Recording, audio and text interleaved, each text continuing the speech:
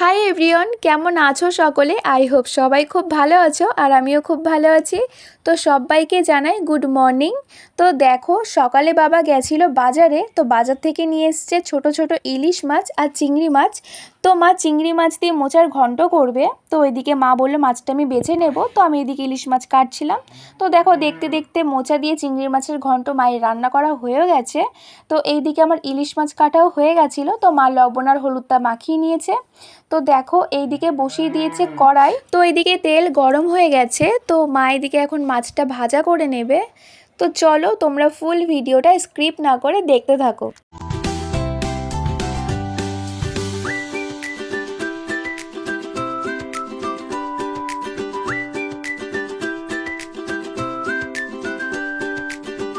তো এই দেখো, রান্না হয়ে গেছে, তো আমরা খাওয়া দাওয়া করতে বসে গেছি।